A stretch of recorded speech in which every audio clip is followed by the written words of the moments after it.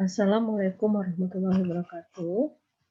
Sekarang kita masuk materi kuliah kesehatan, kuliah ilmu kesehatan masyarakat, materi kesehatan lingkungan. Kemarin kita sudah, menyampaikan 2 materi, yaitu penanggulangan krisis kesehatan dan, K3 ya. Sekarang tinggal 2 materi, ada 4 materi lagi ya, kesehatan lingkungan 2 dan gizi Kesmas ada 2 juga ya. Kita lanjut aja. Ini outline-nya, yaitu pertama konsep kesehatan lingkungan, rumah sehat, pengelolaan sampah dan limbah, pencemaran udara, penyediaan jamban keluarga, penyediaan sarana air bersih dan sanitasi makanan. Kita masuk yang pertama ya, konsep lingkungan. Jadi, status kesehatan atau dinamakan juga ada masalah kesehatan atau derajat kesehatan, menurut teori H.L. Bloom ya tahun 74, masalah kesehatan itu masalah yang sangat kompleks ya, yang saling berkaitan dengan masalah-masalah lainnya di luar, masalah kesehatan itu sendiri ya. Banyak faktor yang pengaruhnya baik oleh individu maupun masyarakat ya. Jadi lingkungan itu sendiri kondisi yang ada di sekitar manusia yang ada hubungannya dengan status kesehatan ya. Lingkungan merupakan penyebab terbesar dari masalah kesehatan ya. Kemudian diikuti nanti oleh faktor perilaku, kemudian faktor pelayanan kesehatan, dan ketiga terakhir adalah faktor genetika atau keturunan. Jadi yang paling besar adalah faktor lingkungan ya Nanda ya. Faktor lingkungan itu ada fisik dan sosial. Jadi di fisik ini apa? Ada perumahan, sampah, air bersih, tanah, dan lain-lain ya. Nah, ini ya, lingkungan sosial, hasil interaksi antara manusia seperti kebudayaan, pendidikan, ekonomi, dan sebagainya ya. Kemudian faktor kedua yang mempengaruhi status kesehatan apa? Perilaku ya. Perilaku itu dapat terjadi pada individu itu sendiri, dapat juga dipengaruhi oleh luar ya. Misalnya pengaruh oleh budaya, nilai-nilai atau keyakinan yang ada di masyarakatnya. Pendidikan individu berpengaruh terhadap perilaku ya. Kemudian perilaku ini andil kedua yang pengaruh status kesehatan dan agak sukar dirubah dan butuh pemahaman yang lebih dalam dan kontinuitas dalam waktu yang cukup lama ya. Kemudian yang pengaruhi faktor berikutnya adalah pelayanan kesehatan atau disebut juga dengan Yankes ya. Pelayanan kesehatan ini terdiri dari adanya petugas kesehatan, sarana prasarana kesehatan, pembiayaan yang memadai, yang dan terjangkau serta bermutu itu yang akan pengaruh status kesehatan. Ini andilnya sesudah perilaku tadi ya.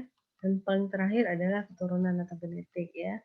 Kondisi yang ada pada manusia atau organ manusia yang ada ya, misalnya satu keluarga menderita diabetes mellitus gitu kan, tapi dia andil paling kecil mempengaruhi status kesehatan. Selanjutnya kita masuk pada konsep pendidikan penyakit. Ini ada konsep sehat, ada juga konsep sakit ya. Konsep sehat itu ada sehat secara fisik, ekologi atau menurut WHO dan Undang Nomor 23 tahun 92, ada juga menurut White ya tahun 77. Jadi kalau menurut fisik apa sih sehat itu? Sehat apabila semua organ tubuhnya dapat berfungsi dalam batas-batas normal sesuai dengan umur dan jenis kelaminnya ya. Sedangkan menurut ekologi, ini ada hubungannya dengan lingkungan ya. Sehat berarti proses penyesuaian antara individu dengan lingkungannya.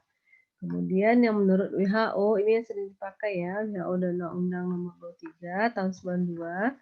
Sehat itu adalah keadaan sejahtera dari badan, jiwa, dan sosial yang memungkinkan setiap orang itu hidup produktif secara sosial dan ekonomis ya.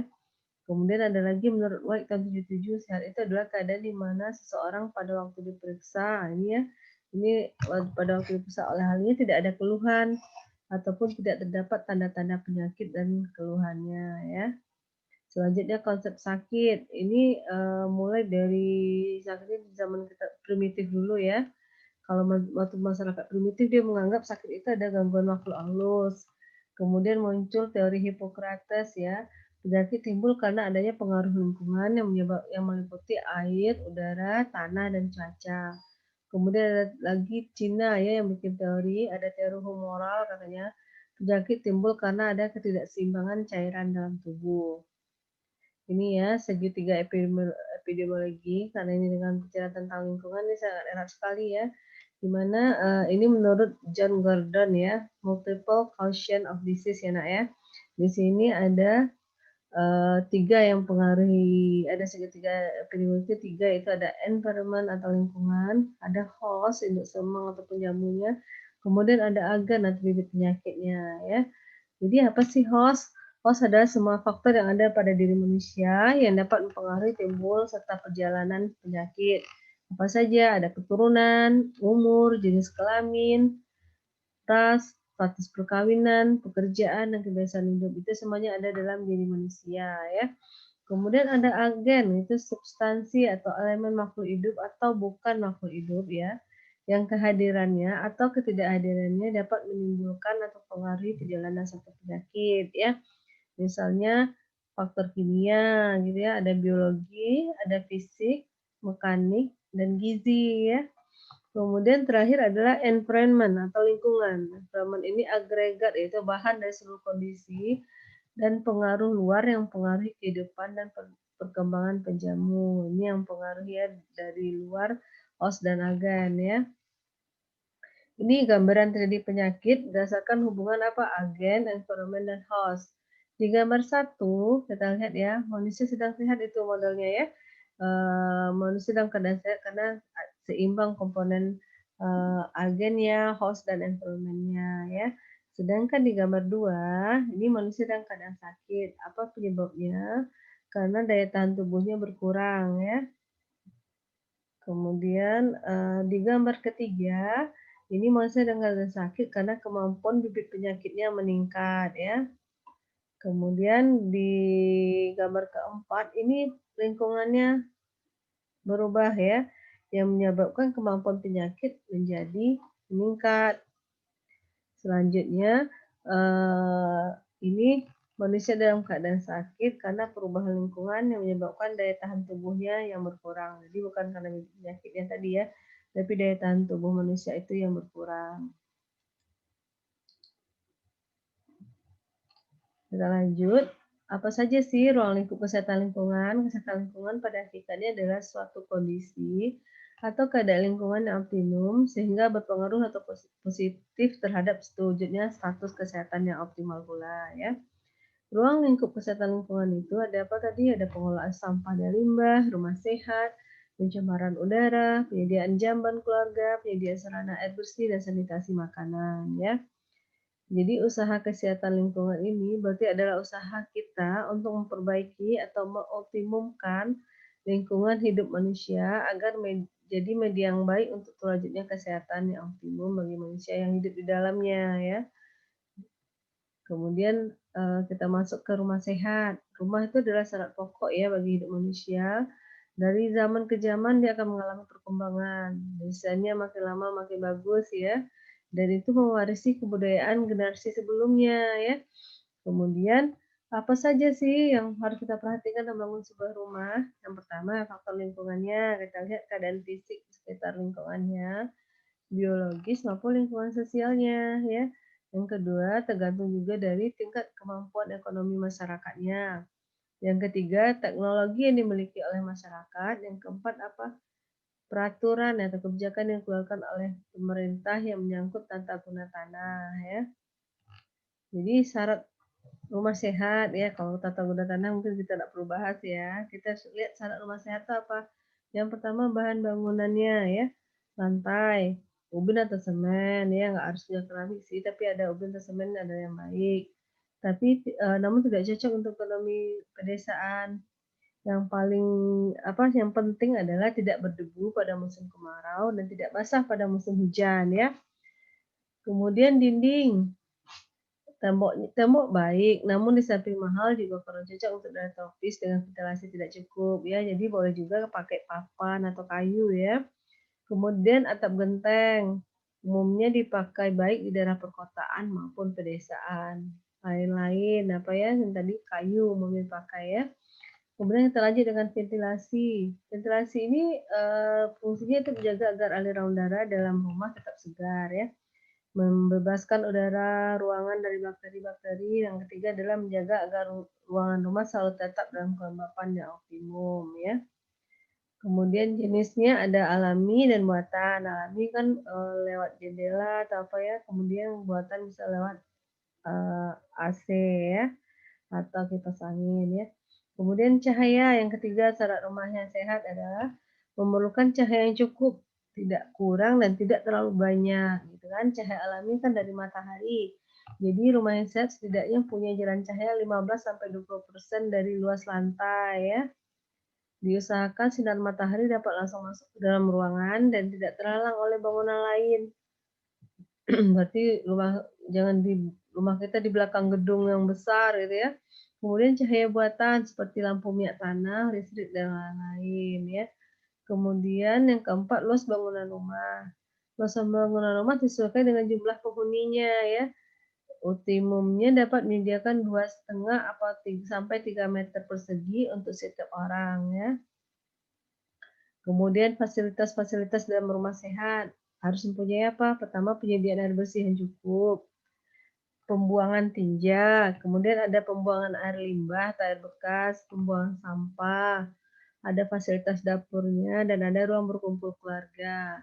Fasilitas lain untuk rumah pedesaan, ada gudang tempat penyimpanan hasil panen, gitu ya, jangan bergabung dengan orang di dalamnya ya. Kemudian ada kandang ternak. Materi selanjutnya adalah pengolahan sampah dan limbah. Sampah itu adalah sesuatu bahan atau benda padat yang sudah tidak dipakai lagi oleh manusia atau benda padatnya yang sudah digunakan untuk kegiatan manusia kemudian dibuang ya. Sumber-sumber sampah berasal dari pemukiman atau domestic wastes. Kemudian ada tempat umum, perkantoran, jalan raya, industri, pertanian, perkebunan, pertambangan, semuanya ada menghasilkan sampah ya.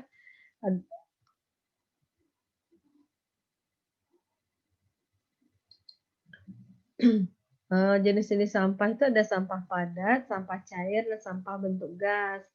Sampah padat di dalamnya terkandung apa? Sampah anorganik dan sampah organik. Dapat atau tidak dapat terbakar ya. Kemudian karakteristiknya adalah sampah makanan, nah hasil perbuatan makanan garbage namanya ya. Kemudian ada yang dari kantor, habis, ada estis atau debu, abu gitu ya, sampah jalanan, sampah industri, bangkai binatang termasuk sampah ya, bangkai kendaraan dan sampah pembangunan. Pengelolaan sampah, jadi caranya pertama sampah dikumpulkan dan diangkut, itu dari masing-masing rumah tangga ya atau institusi. Kemudian dibawa ke TPS atau tempat pembuangan sampah sementara ya, kemudian selanjutnya dibuang ke tempat pembuangan akhir. Untuk daerah perkotaan itu tanggung jawab dari pemerintah setempat ya, didukung juga oleh partisipasi masyarakatnya. Kemudian sampahnya kemudian dimusnahkan gitu dan diolah gitu ya. Caranya pertama ditanam atau landfill namanya dengan membuat lubang di tanah, kemudian sampah dimasukkan dan ditimbun. Kemudian dengan cara dibakar juga bisa ya. Kemudian terakhir dijadikan pupuk atau composting ya. Ini tempat sampah yang tertutup ya. Ini tempat sampah terbuka. Ya, ini tempat sampah tertutup, ini tempat sampah terbuka. Ini sampahnya diangkut oleh petugasnya, kemudian dibuang ke tempat pembuangan sampah sementara. Ini tempat sampah, ini sampahnya yang dijadikan kompos ya. Ini yang dibakar, ini menimbulkan asap ya. Kemudian ada juga nih yang tidak bagus ya, dibuang ke sungai atau badan air. Ini yang lebih parah lagi ya, dibuang sembarangan di pinggir jalan. Lanjut, limbah. Air limbah adalah sisa air yang dibuang yang berasal dari rumah tangga, industri maupun tempat umum lainnya. Dan pada umumnya mengandung bahan atau zat yang dapat membahayakan kesehatan, makanya dinamakan limbah ya. Jadi limbah itu yang pertama air buangan bersumber dari rumah tangga, termasuk di dalamnya ada tinja dan air seni ya. Kemudian ada air bekas cucian dapur dan kamar mandi dan umumnya berasal dari bahan organik ya. Kemudian air buangan industri terkandung bervariasi. Ada juga air buangan kota praja, ini yang berasal dari perkantoran, perdagangan, hotel, restoran, tempat umum dan tempat ibadah dan lain-lain ya. Karakteristik air limbah itu ada yang secara fisik sebagian besar terdiri dari air, sebagian kecil bahan padat dan suspensi atau larutan ya. Biasanya warnanya suram dan sedikit berbau. Kalau secara kimiawi, mengandung zat-zat kimia anorganik berasal dari penguraian tinja, urin, dan sampah lainnya. Kalau secara bakteriologis, dia mengandung bakteri patogen serta organisme golongan koli ya. Ini penampungan limbah ya. Ini penampungan tertutup ya. Konstruksinya itu berupa kolam atau sumur dengan atau tanpa dinding ya. Kadang nggak dibikin dinding tapi ditutup seperti ini ya. Kemudian ini tutup paralonnya ya, dan bentuknya tertutup seperti ini ya. Kalau ini penampungan terbuka untuk menampung air limbah, konstruksinya seperti kolam atau sumur ya, dengan atau tanpa dinding atau plesteran ya, dan pakai saringan ya, dan bentuknya terbuka. Ini yang tanpa penampungan ya, langsung dibuang ke selokan ya. Malah air limbah juga menggenang ya di atas tanah. Ini langsung dibuang ke got atau kali atau sungai ya. Ini dia pakai pipa atau paralon ya, tidak dia ada pakai penampungan langsung dibuangnya ke kali atau ke sungai. Kita lanjut pencemaran udara. Pencemaran lingkungan hidup adalah masuk atau tidak dimasukkannya makhluk hidup, zat atau energi, dan komponen lain ke dalam lingkungan hidup oleh kegiatan manusia sehingga melampaui baku mutu lingkungan hidup yang telah ditetapkan. Jadi pencemaran udara itu adalah masuk atau dimasukkannya zat energi atau komponen lain ke dalam udara atau ambien oleh kegiatan manusia sehingga mutu udaranya turun sampai tingkat tertentu yang menyebabkan udara tapi tidak dapat memenuhi fungsinya. Ini yang seperti waktu terjadinya kabut asap ya. Terjadi pencemaran udara. Sumber utamanya transportasi, industri, dan rumah tangga. Ini ya, asap dari pabrik ini ya. Jadi konsentrasinya dipengaruhi dari tinggi rendahnya tempat dan keadaan cuaca. Jadi cuaca juga dipengaruhi oleh pergerakan atmosfer udara, kemana arah angin ya, kecepatan angin, perubahan angin, suhu panas, tinggi dan rendahnya permukaan tanah ya. Pergerakan polusi udara ini kalau lokal itu dalam industri, desa atau kota, sedangkan regional beberapa negara terdekat, yang paling global itu perubahan globalnya adalah perubahan cuaca dunia ya. Ini pengaruh polutan udara terhadap manusia, binatang dan hewan, tanaman, barang-barang ya. Terhadap manusia, jika akut konsentrasi tinggi dalam waktu pendek pernapasan, gangguan pernapasan ya, paru-paru bahkan menyebabkan kematian. Jika kronis, ini sudah lama atau menahun ya, menyebabkan kanker pernapasan, penyakit paru-paru, dan hati. Gimana kita mengendalikannya adalah pada titik sumbernya ya, dengan cara mencegah teremisi ke atmosfer lahan dan tangani sebelum tersebar ke atmosfer. Metode penanganannya ada pada industri yang ada ya, penggantian perubahan bahan baku, kalau itu di industri ya, perubahan operasi misalnya, kemudian mengganti itu peralatan proses. Ini ya, selanjutnya adalah jamban keluarga ya. Jamban itu artinya kotoran manusia atau apa? Artinya adalah semua benda atau zat yang tidak dipakai lagi oleh tubuh dan yang harus dikeluarkan dari dalam tubuh. Zat yang harus kita keluarkan dari dalam tubuh adalah tinja atau feses, air seni atau urin, dan karbon dioksida ya. Seseorang normal masukkan tinja per hari itu 330 gram ya, atau urinnya 970 gram. Kotoran manusia itu sangat kompleks ya, mengandung penyakit sangat multikompleks. Banyak penyakit yang bersumber dari feses ya. Ini ya, tinja itu ada, nih kalau sudah pencemarannya bisa dari air atau dari tangan atau dari lalat atau juga bisa dari tanah. Ini yang nanti akan menempel kepada makanan, minuman, dan sayur-sayuran. Nantinya akan masuk ke dalam tubuh manusia, bisa menyebabkan sakit dan juga bisa menyebabkan kematian. Jadi pengelolaan jamban sebaiknya tertutup, yaitu terlindung dari panas dan hujan, serangga dan binatang lainnya, dan juga paling utama adalah terlindung dari pandangan orang lain ya. Bangunan jamban terlindung, ini ya tadi terlindung dari pandangan orang, ditempatkan pada lokasi yang tidak mengganggu pemandangan dan tidak menimbulkan bau ya, karena itu tidak boleh terlindung dari pandangan orang lain ya. Disediakan juga alat pembersih ya, seperti air atau kertas pembersih. Kemudian selanjutnya kita masuk kepada penyediaan sarana air bersih. Air yang merupakan sangat penting sekali bagi manusia ya. Tubuh manusia sebagian besar terdiri dari air. Ya, dewasa itu 55 sampai 60% berat badannya ya. Pada anak-anak lebih banyak lagi ya 65% berat badannya. Bayi 80% berat badannya terdiri dari air ya. Kebutuhan manusia akan air sangat kompleks untuk minum, masak, kebersihan pribadi, dan mencuci. Mencucinya di sini masuk pakaian dan peralatan masak atau makan ya.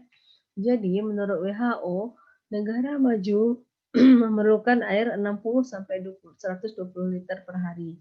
Sedangkan kita Indonesia ya termasuk negara berkembang memerlukan air itu 30 sampai 60 liter per hari.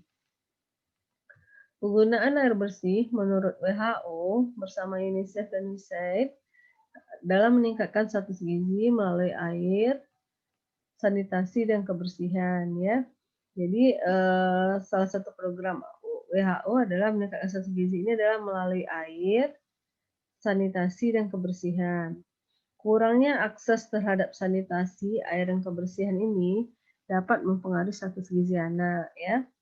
Jadi apa namanya kalau WHO ya WASH gitu ya, Water Sanitation and Hygiene. Ini akan mempengaruhi status gizi anak dalam banyak hal ya. Jadi syarat-syarat air minum sehat itu apa?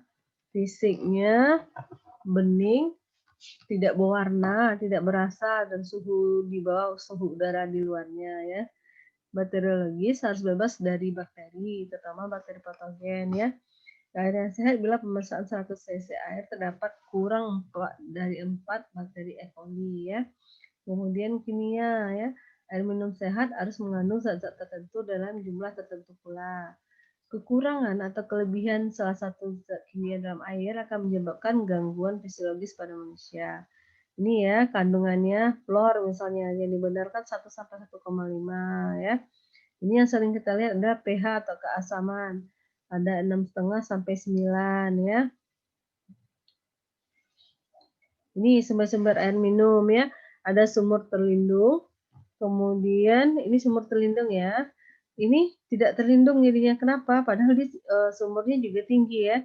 Tapi dia berada di dekat sumber yang ada sekitarnya aktivitas manusia tinggi ya untuk melakukan pencemaran ya. Kemudian ada mata air ya, ini terlindungi ya. Sedangkan ini yang di bawahnya tidak terlindungi. Kemudian ini penampungan air hujan yang terlindungi ya. Sedangkan ini apa air permukaan ya, air sungai ya. Jadi terlindung aktivitas manusia sebagian besar berada di sini. Selanjutnya sanitasi makanan ya, yang paling terakhir ya. Salah satu usaha pencegahan yang menitik beratkan pada kegiatan atau tindakan yang perlu untuk membebaskan makanan dan minuman. Jadi kita membebaskan makanan dan minuman dari segala bahaya yang dapat mengganggu kesehatan ya. Mulai dari sebelum makanan itu diproduksi, selama dalam proses pengolahan, penyimpanan, dan pengangkutan sampai saat di mana makanan dan minuman tersebut siap dikonsumsi oleh konsumen. Jadi sanitasinya tindakan kita untuk membebaskan makanan itu dari segala bahaya ya, mulai dari sebelum diproduksi hingga sudah diproduksi oleh konsumen ya. Hal yang menyebabkan makanan dapat bahaya ada golongan parasit, mikroorganisme, toksin dari mikroorganisme, toksin dari hewan, ada juga toksin dari tumbuhan, dan golongan fisik ya. Fisik misalnya ada debu atau batu di dalam makanannya misalnya ya. Kemudian apa sih tujuan sanitasi makanan? Yang pertama menjamin penyelenggaraan makanan di lingkungan serta di tempat kerja yang bersih dan baik ya. Melindungi setiap orang dari faktor makanan yang dapat gangguan terhadap kesehatannya, misalnya mencegah dari terjadinya keracunan ya, mencegah timbulnya berbagai penyakit menular melalui pangan, kemudian mencegah terjadinya kecelakaan dan menjamin keselamatan kerja di industri makanan ya. Ini ya kita terakhir, Anda nanti bisa menjawab langsung di Google Form-nya. Kita ada kasus misalnya. Misalnya gini, Dinas Kesehatan Kota Jambi mewaspadai terjadinya peningkatan kasus penyakit demam berdarah atau DBD di wilayahnya. Dari data di RSUD Kota Jambi, jumlah penderita DBD di minggu terakhir sebanyak 155 orang. yang diantaranya 6 orang meninggal. Tercatat pasien DBD berasal terbanyak dari daerah Jelutung ya. Ternyata terdapat satu perumahan yang tidak mengadakan fogging. Akibatnya hampir seluruh warganya terkena penyakit DBD, terutama anak-anak. Berawal oleh seorang anak bernama Farah yang masuk rumah sakit karena DBD ya. Lalu berlanjut 5 teman bermainnya juga dirawat selama 6 hari setelah Farah masuk rumah sakit. Setelah mengetahui kondisi perumahan dengan peningkatan jumlah pasien yang terkena DBD, akhirnya Dinas Kota Jambi mengadakan fogging massal ke seluruh perumahan yang ada di Kota Jambi dengan tujuannya agar tidak bertambahnya lagi jumlah pasien yang terkena DBD ya. Jadi dari soal kasusnya tadi, Ananda jawab 3 pertanyaan ini ya. Yang pertama dari kasus di atas siapa yang berperan sebagai host ya. Kemudian pertanyaan kedua, apa agen yang menyebabkan terjadinya penyakit DBD? Yang ketiga, apa environment yang menyebabkan kasus tersebut ya. Nanti Ananda jawab langsung ke Google Form ini ya. Demikian materi kita hari ini ya. Terima kasih. Nanda sudah melihat materinya dan dipahami ya. Assalamualaikum warahmatullahi wabarakatuh.